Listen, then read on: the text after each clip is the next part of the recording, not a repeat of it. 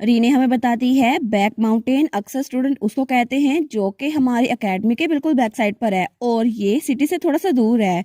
लेकिन यहाँ पर सिर्फ कैरिज के जरिए या हॉर्स के जरिए आया जा सकता है। और ये कोई ऑर्डिनरी माउंटेन नहीं है, लेकिन यहाँ पर बहुत ही ज्यादा प्लांट्स और एनिमल्स है जो कहीं और नहीं मिलते। और इसीलिए यहाँ पे बहुत सारे मॉन्स्टर्स भी रहते हैं। और इस माउंटेन पे ज्यादा मॉन्स्टर्स है ना, लेकिन पहली बाउंड्री में ज्यादा बड़े मॉन्स्टर नहीं होते। और सेकंड बाउंड्री जो कि रेड जोन करार देती है, वहां पर ज्यादा मॉन्स्टर होते हैं। लेकिन मैं पिछली बार जिस बाउंड्री में गई थी ना, वो फर्स्ट बाउंड्री थी और वहां पे छोटे छोटे मॉन्स्टर थे जिनसे मुझे ज्यादा खतरा नहीं था। लेकिन सेकंड बाउंड्री के अंदर बहुत ही ज्यादा बड़े मॉन्स्टर हो गए, हाई लेवल के। लेकिन ये मॉन्स्टर ये तो बेयर्स या लाइन की तरह दिखते हैं। और एकेडमी इस माउंटेन को खुद ही मैनेज करती है, लेकिन कोई रूमर्स है कि प्रोफेसर सीक्रेटली यहाँ के मॉन्स्टर्स को मॉनिटर भी करते हैं। लेकिन कम से कम मेरे साथ ये दोनों तो है ना। और वहाँ पे कार्सियोन और फ्योर थे जिन्होंने एक मॉन्स्टर को जमा दिया था। वो सोचती है चलो कम से कम ये लोग तो मेरे साथ है ना। वो सोचती है मैं पहली बार इतने बड़े मॉन्स्टर को देख रही हूँ। लेकिन कार्सियोन ने एक स्पेल यूज किया, वो तो जरूर एक जीनियस होगा ना, उसने एक स्पेल के जरिए उसे फ्रीज कर दिया। तो फ्योर कहता है ओए अगर तुम फ्रीज करते रहोगे ना तो हम इसका कोर कैसे हासिल कर सकेंगे। तो कार्सियोन कहता है लेकिन अगर हम इसे ऐसे ही मार देते तो हर तरफ ब्लड ही ब्लड होता। तुम चाहते हो कि रीने ऐसी चीजें देखे। तो रीने कहती है तुम लोग सच में इतने बड़े मॉन्स्टर्स को मारते रहते हो। तो फ्योर कहता है हाँ तो क्या हुआ, और वैसे भी हमें तो इसकी आदत हो गई है ना, लेकिन अब ये फ्रोजन है तो मेरे लिए थोड़ा मुश्किल होगा। तो कार्सियोन कहता है हाँ हाँ अच्छी बात है ना रीने, तुम्हें ये देख के अच्छा नहीं लगता तो मैंने तुम्हारे लिए ये कर दिया है। तो फ्योर कहता है ये तो और भी ज्यादा शॉकिंग है, क्योंकि जहां तक मुझे पता है ना ये आदमी तो बहुत ज्यादा ब्रूटली मॉन्स्टर्स को मारता है। तो रीने कहती है क्या। वो कहता है ओ नो मैंने क्या बोल दिया, वो भी कार्सियोन के सामने। लेकिन कार्सियोन कहता है मैं तो उससे भी ज्यादा रीने की बात पे सरप्राइज हूँ। जब मॉन्स्टर हमारी तरफ आ रहा था ना तो रीने ने अपनी बेड से पोजन निकालने की कोशिश की थी है ना। तो रीने कहती है तुमने नोटिस कर लिया, ये चीज मेरे पास मॉन्स्टर्स को मारने के लिए एक अहम हथियार है। तो फ्योर कहता है मुझे यकीन नहीं होता तुम मॉन्स्टर के साथ फैमिलियर हो। वो कहती है हाँ हाँ बिल्कुल, लेकिन सबसे पहले हमें कोर निकालना होगा और उसके बाद हमें ये कोर सबमिट भी तो करना है ना। तो ये कोर का एक्सट्रैक्शन ये मैं कर लूंगी ठीक है। तो फ्योर कहता है क्या तुम ये खुद कर लोगी, हालांकि ये फ्रोजन है फिर भी इसके साथ रहना बहुत ज्यादा खतरनाक है और इसका कोर भी बहुत ज्यादा हार्ड होगा, तुमसे निकाला नहीं जाएगा। वो कहती है नहीं ऐसा लगता तो नहीं कि मैं फाइट कर सकती हूँ, लेकिन फिर भी मैं ट्राई तो कर सकती हूँ ना, और मुझे पता है कोर की लोकेशन कहाँ पर है। तो फ्योर कहता है रीने एक मिनट रुक तो जाओ। तो कार्सन भी कहता है केयरफुल है ना, अगर तुमसे ना हो तो मुझे बता देना। वो कहती है बिल्कुल नहीं, लेकिन क्या तुम लोग ठीक रहोगे अगर मैं इसका कोर निकालूं, क्योंकि हर तरफ ब्लड ही ब्लड होगा। तो वो लोग कहते हैं हाँ हाँ बिल्कुल हमें कोई मसला नहीं होगा। लेकिन हमारी हीरोइन कहती है ठीक है फिर मैं ये शुरू करती हूँ। और तब थोड़ी देर बाद हमारी हीरोइन वो काम करी थी, वो सोचती है मॉन्स्टर्स असल में वो जिंदा नहीं होते, लेकिन कुछ माना होता है जो एक कोर के इर्द गिर्द जमा होता रहता है, जिसकी वजह से वो एक मॉन्स्टर की शक्ल ले लेते हैं। लेकिन अब मैं इसका कोर निकाल रही हूँ जिसकी वजह से ये मॉन्स्टर हमेशा के लिए खत्म हो जाएगा। तो फ्योर कहता है रीने तो बड़े अच्छे से हैंडल कर रही है ये सब कुछ। तो रीने कहती है हाँ लेकिन कुछ मॉन्स्टर्स एनिमल की तरह लगते हैं तो लोगों को इनके लिए बुरा लगता है, लेकिन असल में ये एनिमल नहीं है, ये तो जिंदा भी नहीं है। लेकिन तब उसने वो कोर निकाल गया था और उसके हाथ पे सारा ब्लड लगा हुआ था, लेकिन उसका कलर चेंज हो गया था। तो तब फ्योर कहता है ठीक है अब कोर तुमने निकाल लिया तो अब इधर आ जाओ अपने हाथ साफ कर लो। वो कहती है अच्छा, लेकिन तब वो अपने चाकू को भी साफ कर रही थी। वो सोचती है चलो अच्छा हुआ कि मैंने ये कोर निकाल लिया। लेकिन कार्सियोन तो उसकी तारीफों के बोल बाल दी जा रहा था। वो कहता है रीने तुम कितनी कूल थी ना, मुझे लगा था तुम ये नहीं कर पाओगी लेकिन तुमने ये कर दिखाया। तो फ्योर सोचता है इतना से तो काम था कर लिया उसने तो क्या हो गया है। तो कार्सियोन उसके पास आता है, वो कहता है रीने रीने जल्दी करो मेरे पास आओ और अपना हाथ मुझे दो। वो कहती है अच्छा। तो तब उसको अपना हाथ देती है तो कार्सियोन उस पर मैजिक यूज करता है। तो वो देखती है तो उसका हाथ बिल्कुल साफ हो रहा था और कोर वो भी बिल्कुल साफ हो गया था। वो कहती है वाह मेरी बॉडी एकदम ही साफ हो गई है। वो कहता है हाँ मैंने इसके साथ प्योरिफिकेशन स्पेल भी यूज किया है, अब तुम्हारे हाथ में कोई इन्फेक्शन भी नहीं होगा। तो रीना सोचती है ये तो अच्छी बात है, सुबह हैम बनाते हुए मेरे हाथ पे कट लग गया था लेकिन वो भी हील हो गया है। तो पीछे से फ्योर कहता है कार्सियोन तुमने पहले तो कभी इस मैजिक का मेंशन नहीं किया ना, हालांकि हर बार मेरे हाथ खून से भरे होते थे लेकिन तुमने कभी भी मेरे हाथ साफ नहीं किए। तो कार्सियोन कहता है अच्छा मुझे नहीं पता था कि तुम्हें जरूरत है। तो हमारी हीरोइन कहती है ठीक है चलो हम लोग बाकी का काम भी करते हैं। तो कार्सियोन कहते हैं हाँ करते हैं। और तब कुछ घंटों बाद उन्होंने बहुत सारे कोर्स निकाल लिए थे और उनको वॉश भी कर दिया था। तो तब हमारी रीने कहती है ठीक है अब हम लोग लंच करते हैं। तो कार्सियोन कहता है अच्छा मुझे भूख लगी हुई है। तो रीने कहती है तुम लोग पहले जब मॉन्स्टर्स को हंट करने के लिए आते थे तो पहले क्या खाना खाते थे। वो कहते हैं हम ज्यादा खाना नहीं खाते थे इसलिए हम बस अपने साथ कुछ चीजें लेके आते थे। तो कार्सियोन सोचता है पहले हम लोग हमेशा सिर्फ भूखे रहते थे जब मॉन्स्टर को हंट करने के लिए आते थे, लेकिन अब रीने साथ है ना तो मैं उसको ऐसे भूखा तो नहीं छोड़ सकता ना। और तब अपनी पॉकेट डायमेंशन खोलता है और उसके अंदर तो बिल्कुल टेबल लगा हुआ था, पूरा रेस्टोरेंट बना हुआ था। लेकिन रीने वो अपना सैंडविच निकालते हुए कहती है मैं तुम लोग के लिए सैंडविच बना कर लाई हूँ। तो कार्सियोन जल्दी से अपनी पॉकेट डायमेंशन बंद बंद कर देता है। तो रीना कहती है क्या ये क्या चीज थी, तुमने अभी क्या बंद किया? वो कहता है ट्रैश कैन, मैंने ट्रैश कैन बंद किया। तो हमारी होने से लग जाती है। वो कहती है तुम्हारे चेहरे पे साफ लिखा है कार्सियोन, क्या तुम अपने साथ कुछ खाने के लिए लेके आए हो? वो कहता है हाँ, लेकिन वो सोचता है इसने तो मुझे सरप्राइज ही कर दिया, ये इतनी हंसती हुई कितनी प्यारी लगती है ना। लेकिन वो कहता है चलो इस बारे में बात नहीं करते और खाना खाते हैं, तुम हमारे लिए सैंडविच लेके आई हो ना, तो मुझे सैंडविच बड़े पसंद है, हम लोग उसको ही खा लेंगे, ठीक है? तो रीना कहती है लेकिन सैंडविच के अलावा बाकी चीजें भी खाने में मजा आएगा। वो कहता है ठीक है मैं निकाल लेता हूँ। और 5 मिनट बाद तक उन्होंने टेबल क्लॉथ वहाँ पे रख लिया था जो कि कार्सियोन लेकर आया था, और वहाँ पे सैंडविचेस भी रखे थे और बाकी डिशेस भी। तो कार्सियोन और फियोन ने एक सैंडविच पकड़ लिया था और दोनों ही वहाँ बिल्कुल खामोशी से सैंडविच को देख रहे थे। तो हमारी कहती है तुम लोग को क्या हुआ, तुम लोग खा क्यों नहीं रहे? तो फियोर कहता है ये सैंडविच तुमने खुद बनाया रीने, मैं थोड़ा नर्वस हो रहा हूँ। तो हमारी कहती है मैंने इसमें जहर तो नहीं मिलाया ना, खा लो चुप करके। तो फियोर कार्सियोन की तरफ देखते हैं तो कार्सियोन बेचारा वो तो ब्लश कर रहा था, लेकिन तब दोनों सैंडविच की पहली बारी बाइट लेते हैं। तो हमारी सोचती है देखा इन दोनों ने खा लिया, लेकिन मैं तो नर्वस हो रही थी। तो फियोर कहता है वाह ये तो बहुत डिलीशियस है, ये तो बहुत यूनिक फ्लेवर है और इसमें तो बहुत ज्यादा जायका आ रहा है, ये तो अमेजिंग है रीने। तो हमारी कहती है ना ये स्पेशल सॉस है जो मेरे डैड ने मुझे बनाना सिखाया था। और तुम्हारे बारे में कार्सियोन क्या क्या ये डिलीशियस है? तो कार्सियोन तो बड़ा ही खुश हो गया था। वो कहता है यम्मी, ये तो बहुत डिलीशियस है और रीने ने ये बनाया ना इसलिए इतने ज्यादा डिलीशियस है, मैं और लूंगा। तो फिर कहता है बस कर दो, सीक्रेटली सारे ना खा जाना। तो हमारी रीने कहती है आराम से खा लो और भी पड़े हुए हैं। लेकिन तभी दूर वहां से कोई और वहां पे आ रहा था। तो वहां पे वो था कुन, प्रिंस कुन। वो कहता है रीने, ये तो रीने की आवाज है ना, ऐसा लगता है वो करीब ही है। और रीने वाली साइड पे रीने कहती है सैंडविच खाना बंद कर दो, और भी चीजें हैं उनको भी खाओ, ये डिलीशियस है। तो कार्सियन कहता है हाँ जब मैं सैंडविच खा लूंगा ना तब ट्राई करूंगा। तो हमारी कहती है क्या? तो तब उसे पीछे कुछ नजर आ रहा था। वो कहती है क्या यहाँ पर कोई चीज है? तो फिर कहता है उसने तुम्हें कहा है ना कोई और चीज भी खा लो, तुम सैंडविच क्यों खाई जा रहे हो? लेकिन तभी उन दोनों के पीछे से कोई चीज उछलती है जो ब्लैक कलर की थी। तो रीना कहती है वहां पे मैंने अभी कोई चीज देखी, शायद वो एक मॉन्स्टर था। तो फिर कहता है मॉन्स्टर? लेकिन मुझे तो इर्द गिर्द कोई भी मॉन्स्टर नहीं दिखा, लेकिन क्या तुम्हें कोई चीज नजर आई थी? वो कहती है हाँ ऐसा लगता था कोई बर्ड है, लेकिन वो बर्ड नहीं था, ऐसा लगता है वो डॉग है, या फिर ये कह सकते हैं कि डॉग बर्ड था। तो फ्योर कहता है कितना अजीब लग रहा है ना। तो हमारी हन खड़ी होकर जाने लगती है। वो कहती है मैं चेक करके आती हूँ। फ्योर कहता है एक मिनट रुको सही। लेकिन हमारी हन वहाँ झाड़ियों के पीछे आती है, लेकिन जब वहाँ पर देखती है तो वहाँ पे प्रिंस कुन छुपा हुआ था और वो तो उनको छुप के देख रहा था और पकड़ा गया था। तो हमारी हन कहती है कुन तुम यहाँ पर क्या कर रहे हो? तो तभी कार्सियोन भी वहां पर आ जाता है। वो कहता है क्या तुम हमें स्टॉक कर रहे थे? वो कहता है नहीं नहीं मैं तो वॉक के लिए निकला था। तो कार्सियोन कहता है जंगल में वॉक, वो भी एक ऐसे जंगल में जहाँ पे मॉन्स्टर बड़े हो, तुम्हारा दिमाग तो ठीक है ना? वो कहता है हाँ मुझे वॉक करना पसंद है इसलिए मैं यहाँ पर आया, लेकिन तुम लोग क्या कर रहे हो? और तुम लोग यहाँ पर सेकंड बाउंड्री के अंदर बैठ के खाना खा रहे हो जब मॉन्स्टर इर्द गिर्द घूमते रहते हैं। तो कार्सियोन कहता है क्या तुम हमें देख नहीं सकते, हम लोग खाना खा रहे हैं? तो हमारे कहती है हाँ हम खाना खा रहे हैं, लेकिन तुम हमारे साथ ज्वाइन क्यों नहीं करते? तो कार्सियोन कहता है हाँ तुम ज्वाइन कर सकते हैं, लेकिन हमारे पास सिर्फ 3 डिशेज है इसलिए तुम आ नहीं सकते। वो कहता है मैंने पूछा भी नहीं था आने को। तो हमारी कहती है वेल सैंडविचेस तो पड़े हैं ना, हमारे पास नैपकिन भी है, तो तुम अपने हाथ साफ कर लो, सैंडविच तो खा लो। वो कहता है नहीं नहीं मैं यहाँ तुम लोग के दरमियान इंटरप्ट नहीं करना चाहता। तो हमारी कहती है हाँ कुन, लेकिन मुझे लगता है तुम्हें ये ट्राई करना चाहिए, इसको मैंने खुद अपने हाथों से बनाया है। तो कुन कहता है क्या सच में? फिर तो मैं खाऊंगा। तो तब कार्सियोन कहता है तुमने तो मना कर दिया था ना। वो कहता है मेरी रिजेक्शन को मना कर दो, मैं अब खाऊंगा। तो हमारी कहती है ठीक है जितना बांटेंगे ना उतना ही मजा आएगा, तो चलो फाइट करना बंद करो और चल के खाते हैं। तो वो कहता है ठीक है। तो तब कार्सियन उसको लेके जा रहा था। तो तब कार्सियन कहता है मैंने सबसे ज्यादा छोटे वाला सैंडविच खाया है, तुम और ना खा लेना। तो हमारी कहती है वेल ये कर क्या रहे हैं? लेकिन तभी झाड़ियों में कुछ और फिर से उछलता है। वो कहती है क्या ये चीज? मुझे लगता है फिर से यहाँ पे कोई चीज है। तो कार्सियन उसके पास आता है। वो कहता है रीने प्लीज पीछे रहना, मुझे लगता है यहाँ पे कोई चीज है जैसे कोई मॉन्स्टर।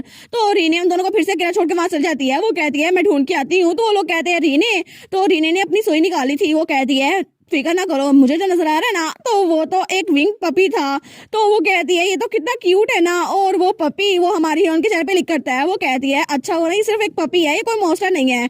तो फ्योर और कौन सोचते हैं रीने कितनी क्यूट है ना। तो कार्सियोन सोचता है मुझे तो उस पपी पे थोड़ी सी जलन हो रही है, आखिर वो हमारी रीने के पास क्या कर रहा है।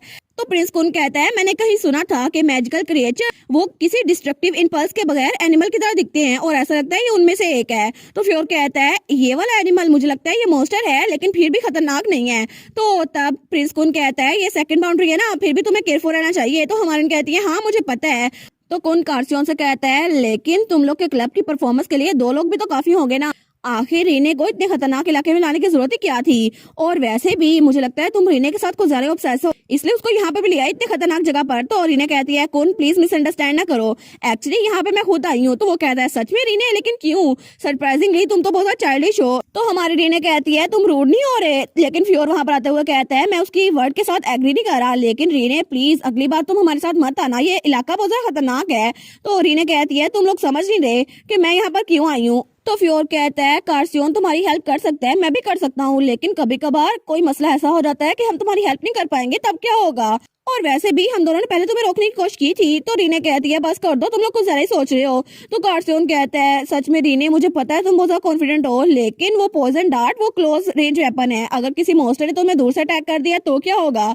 तो हमारी कहती है हाँ बिल्कुल, लेकिन ये देख रहे हो ये पॉइजन नीडल, इससे मैं किसी का काम भी तमाम कर सकती हूँ दूर से भी, और ये रेयर पॉइजन है, हर बायोलॉजी डिपार्टमेंट में कोई भी इसको बना सकता है, और ये बहुत ज्यादा खतरनाक है। तो कार्सियोन कहता है लेकिन तुम इतनी खतरनाक चीज लेकर क्यों घूम रही हो, अगर तुम्हें कुछ हो गया तो रीने कहती है मुझसे ज्यादा परेशान तो तुम लग रहे हो। तो रीने कहती है तुम्हें क्या लगता है कि इस पॉइजन का असर कब तक होगा? तो फ्योर कहता है ज्यादा से ज्यादा 1 मिनट तो लगेगा ही ना। तो हमारी कहती है नहीं, 1 सेकंड के अंदर अंदर ये अगले बंदे को पैरालाइज कर देता है, और इसीलिए मैंने इसको ड्रॉप कर दिया, तो उस पपी को नहीं लगाया, लेकिन इसके अंदर जो जहर है ना उसकी वजह से मॉन्स्टर का माना वो थोड़ा मैनिपुलेट हो जाता है और वो पैरालाइज हो जाता है। तो फ्योर कहता है सच में, लेकिन ये तो बहुत ज्यादा डेंजरस है, आखिर तुम इसको कैसे यूज करती हो? वो कहती है इसको तो मैंने खुद बनाया था हर्ब्स के जरिए, लेकिन इसका जहर बहुत ज्यादा खतरनाक है, इसलिए मैं इसको इंसानों पे यूज नहीं करती। तो कार्सियोन कहता है रीने इसको अभी नीचे फेंक दो, ये बहुत ज्यादा खतरनाक है। वो कहती है कोई बात नहीं, अगर ये गलती से मुझे लग भी गया ना, फिर भी मैंने इसके खिलाफ टॉलरेंस पैदा की हुई है, और वैसे भी ये पॉइजन मेरे लिए इतना खतरनाक नहीं है। तो फ्योर कहता है सच में, इसका मतलब है तुम्हें पहले भी ये डार्ट खुद लग चुका है, ये पॉइजन तुम्हारी बॉडी में जा चुका है?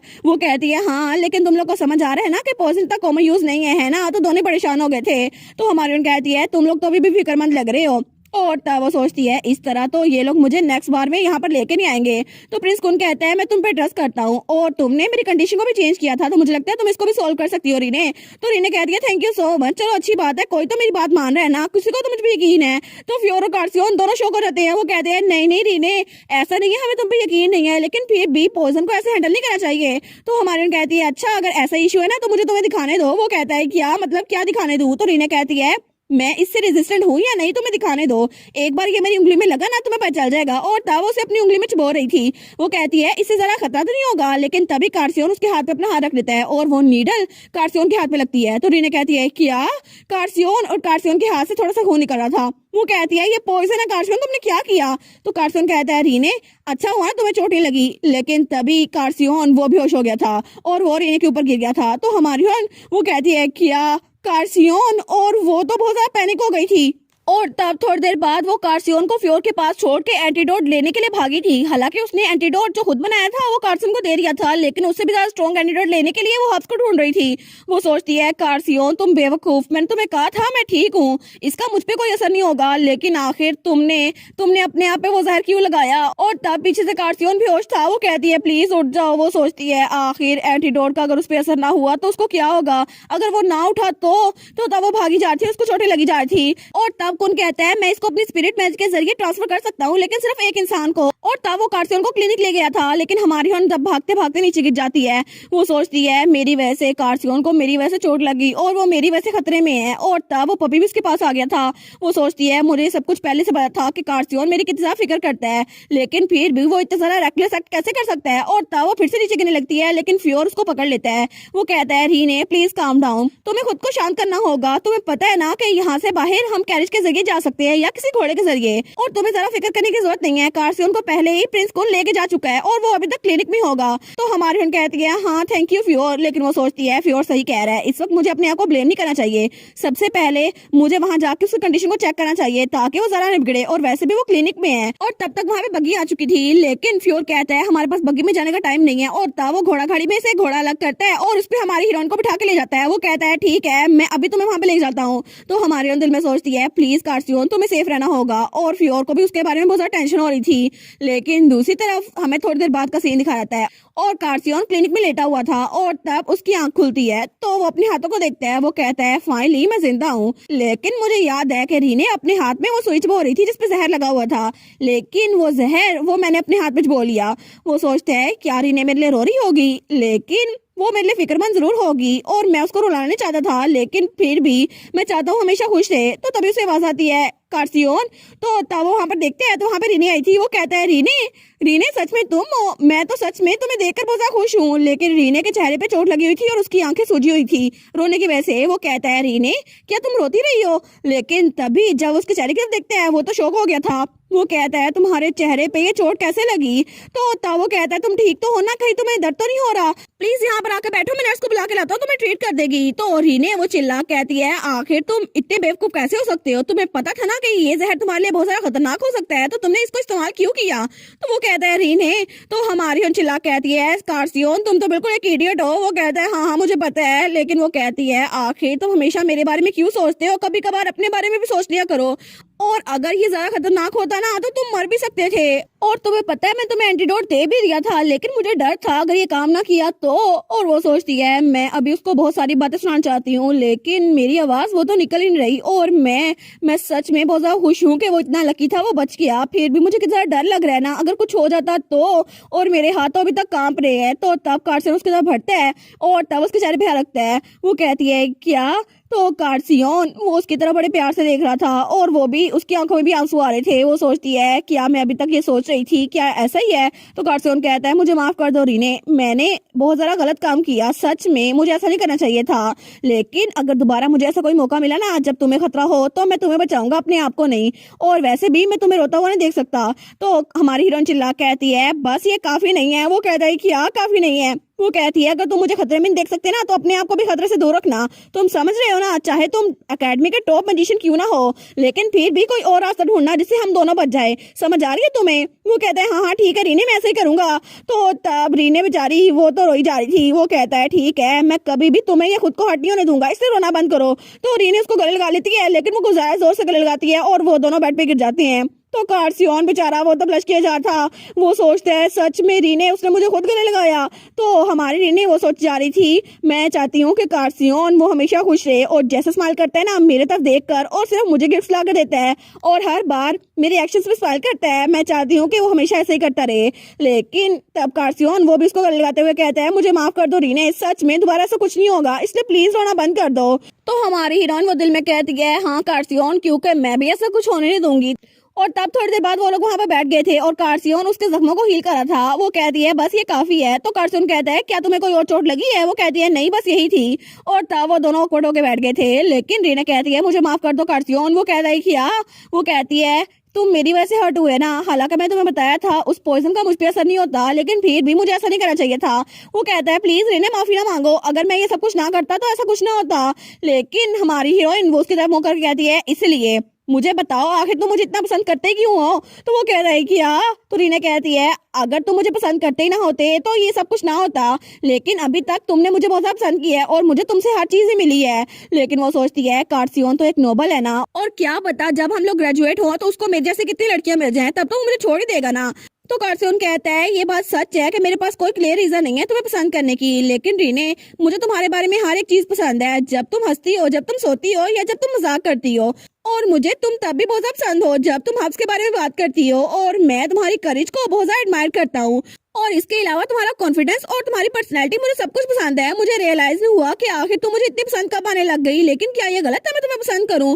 क्या ये मेरे लिए काफी नहीं है कि मैं तुम्हें बस ऐसे ही देखता रहूं? और ऑफ कोर्स मैं जानता हूँ कि मैं असल में तुम्हारे साथ ऑब्सेस होता जा रहा हूँ, लेकिन मुझे माफ कर दो मैं इतना सेल्फिश हो रहा हूँ। तो हमारी वो कहती है आखिर सेल्फिश होने में बुराई क्या है, और तुम ये जो सब कुछ कर रहे हो तुमने कभी भी मुझे दुख नहीं दिया। लेकिन वो दिल में सोचती है इसकी बात सुनकर तो मैं खुश हो गई, क्योंकि अगर कोई आपको अनकंडीशनली चाहे तो किसको नापसंद होगा ये सब कुछ करना। लेकिन कार्सियोन वो कहता है रीने मैं सच में खुश हूँ कि तुम मेरे बारे में ऐसा सोचती हो, लेकिन प्लीज मैं चाहता हूँ तुम हमेशा मेरी अच्छी साइड देखो। इनफैक्ट मैं चाहता हूँ मेरी बहुत सारी साइड्स है जो तुम ना देखो, क्योंकि रीने तुमने उन रोमर्स के बारे में तो सुना होगा ना कि असल में मैं बिल्कुल भी ऐसा नहीं हूँ जैसे तुम्हारे सामने रहता हूँ। मैं बहुत ज्यादा वायलेंट हूँ और दूसरों के साथ बहुत ज्यादा बुरा सलूक करता हूँ, लेकिन जब मैं किससे बदला लेने पर आता हूँ ना तो उनके साथ बहुत ज्यादा बुरा करता हूँ। और मेरा कहने का मतलब है कि लेकिन तब वो रीने को देखता है और बिल्कुल खामोश हो जाता है। तो रीने सोचती है आई गेस वो उन रूमर्स की वजह से परेशान हो रहा होगा, लेकिन वो तो बहुत ज्यादा रेस्टलेस लग रहा है ना। लेकिन फिर भी मुझे नहीं लगता कि हम लोग कभी ऐसे दोस्त रह सकेंगे। और दोस्तों के दरमियान ऐसी कन्वर्सेशन होती भी है, लेकिन उससे कहती है मुझे पता है कि तुम्हारा एटीट्यूड बाकियों की तरफ ऐसा नहीं है जैसा मेरी तरफ है, लेकिन तुम्हें इस बात का पता है कोई जरूरत नहीं है तुम्हें हर किसी को इक्वली ट्रीट करने की। तुम जैसे मुझे ट्रीट करते हो ना, किसी और को ऐसे ट्रीट ना करना। वो कहता है कि तो हमारी फ्रेंड कहती है ये नेचुरल है कि तुम जिसको पसंद करते हो ना उसके सामने ऐसे बिहेव करो, इसलिए कार्सियोन मेरे अलावा कभी भी किसी के सामने ऐसे पेश ना आना, ठीक है। वो कहता है कि क्या रीने, तो वो कहती है तुम समझ रहे हो ना, मैं चाहती हूँ कि तुम सिर्फ ऐसे काइंडली मेरी तरफ बिहेव करो, किसी और की तरफ नहीं। तो चाहे दूसरों के साथ जैसे मर्जी रहो, लेकिन हमेशा मेरी तरफ काइंड रहना, ठीक है। तो कार्सियोन वो भी ब्लश करता है, वो कहता है हाँ ठीक है मैं समझ गया। और तब दूसरी तरफ हमें कार्सियोन का घर दिखा रहता है, तो वहां पे उसकी मॉम बैठी हुई थी। तो बटलर आता है, वो कहता है और ग्रेस हमें पता चला है कि यंग मास्टर कार्सियोन वो उठ गए हैं। तो कार्सियोन की मॉम कहती है ठीक है अब तुम जा सकते हो।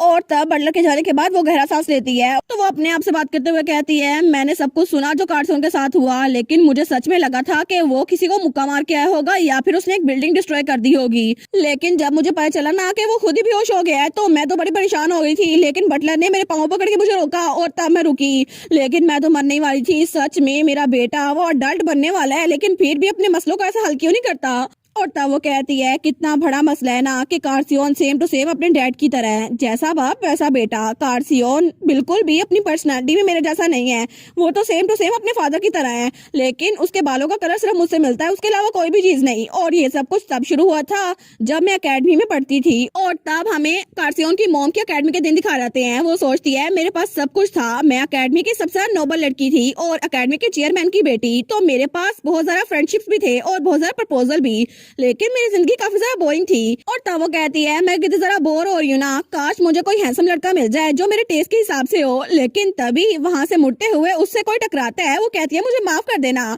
लेकिन वो था कार्सियोन का डैड। तो जैसे ही उसने कार्सियोन का डैड को देखा था ना, तो तब उसको वो पसंद आ गया था। वो सोचती है कितना जरा हैंडसम है ना, चलो मेरा दिल करता है इसको थोड़ा सा तंग करूं। लेकिन जैसे उसने उसको तंग करना शुरू कर दिया था ना, तो तब कार्सियोन का डैड वो थोड़ा थोड़ा ब्लश करता था, लेकिन उसको सामने दिखाता नहीं था।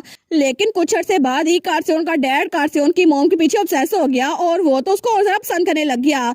लेकिन इस सब के बाद बहुत अरसे बाद उसको पता चला कि कार्सियोन का डैड वो तो स्कूल में बुली मशहूर था और सब लोग उसको लिसांटियस रास्कल कहते थे क्योंकि वो हर किससे लड़ता था। लेकिन वो सोचती है जैसे ही मैंने ये बात की कि मुझे तुम्हारे साथ नहीं रहना क्योंकि तुम बहुत वायलेंट हो, तो उसने मेरे सामने रोक कर दिखाया और उसने कहा प्लीज प्लीज मैं ऐसा कुछ नहीं करूंगा, प्लीज मेरे साथ रहो ना। और मैं उसके फेस को देखकर पिघल गई। वो कहती है सच में उसको टेम करने में तो बहुत ज्यादा टाइम लगा, लेकिन वो तो एस रैंक बीस्ट है और बहुत ज्यादा हैंडसम है और उसकी मास्टर सिल्विया यानी कि मैं हूँ। लेकिन मैंने कभी नहीं सोचा था कि मेरा बेटा अपने फादर की तरह निकलेगा। असल मसला ये है कि उसकी पर्सनैलिटी सेम टू सेम अपने फादर की तरह है, और अगर वो किसी लड़की को पसंद करेगा ना तो उसके पीछे ही पड़ जाएगा, जैसे कि उसके फादर ने मुझे पसंद किया था।